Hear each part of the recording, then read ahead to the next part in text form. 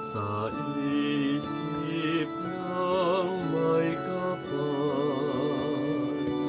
ang tipan niya kailanman. Nasa isip ng may kapal, ang tipan niya kailanman.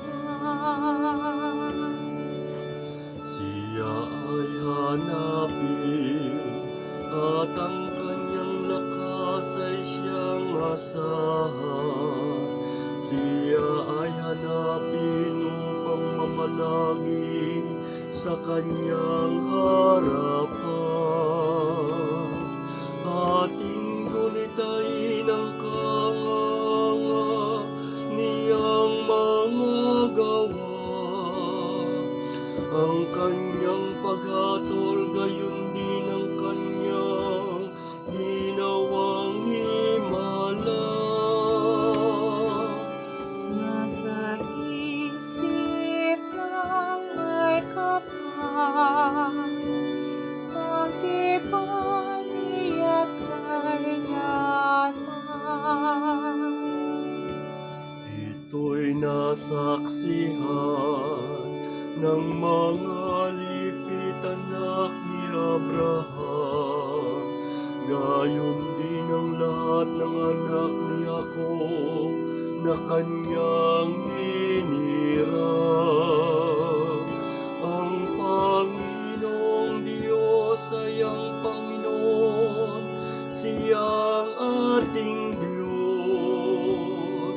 Sa kanyang paghatol ay ang nasasaklaw, buong sansinuko.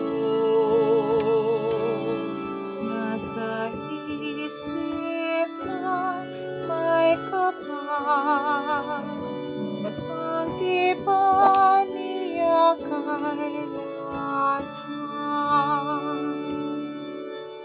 Ang tipang pangako'y laging nasa isip niya kailanman.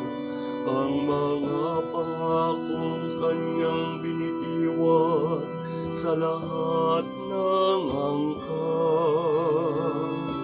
Ang tipan ng Diyos ay unang ginawa niya kay Abraham, at may pangako ring ginawa kay Isaac na lingkod na mahal.